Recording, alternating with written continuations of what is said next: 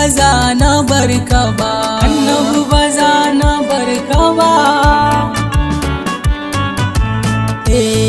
Kai nake kira ya mafi sani, ya sami'una ƙarar lamani. Ji nake kamar na fi kowa rauni, kullum ina ta fargaba. Ya alhakimu Allah ka daɗe ni soyayya, wadda za ta kuma tsarkake mun zuciya. So nake na tabbata a cikin amo ɗaya, ko da rai ko bashi ba zan daina shi ba. Ya basiruna sake kirkiro wasu salatukan a sa su ban tsaro, kuma sannan su sa na ƙara ɗanfare mai gida miji da ba. In ina da buri umma ba zai wuce ku ba, soyayya ta a gare ku ba za ta ɓuya ba. Ba daban da kaunar ku a zuciya ta ba, da kwa rayuwar ma ba zan iya ta ba.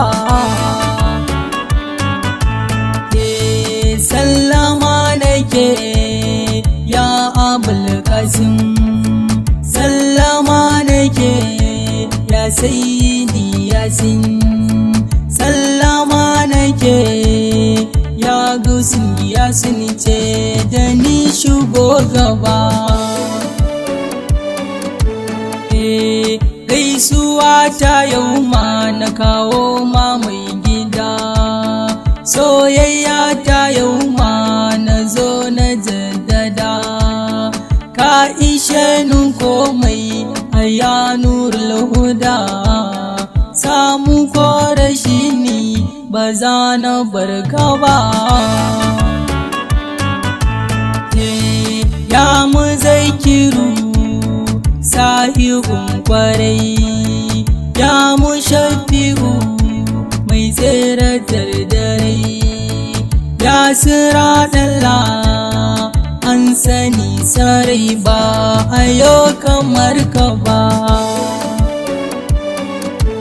Ya Sadikun Sidikun kai ne Musaddiku, Bajatul Kamali mai Umar Faruku, Sahibu Sultani Hadiru Lahu, sayin balbayani dauke mun fargaba.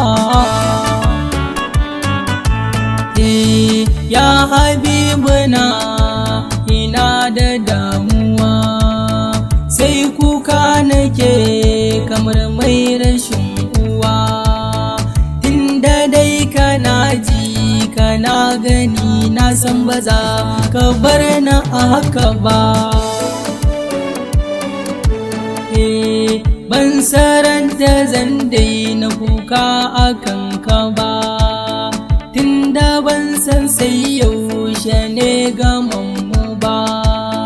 Ko zan ganka ko kuma ba za na ganka ba, alkawar na ɗauka ba za na barka ba.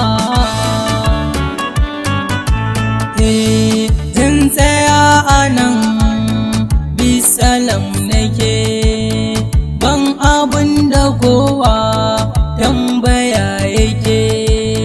Ni ina nufin sirri mai hasken da bai kama da na wani ba. Ba abin da zan taro kwanka banda abu ɗaya, kaunar da nake ma ta yau ta fita jiya, ita kuma ta gobe ai mata kwalliya. Da sirrin nan na danna fata dalla mai gida. Annabi ba za na barka ba, annabi ba za na ba za na barka ba, annabi ba za na barka ba.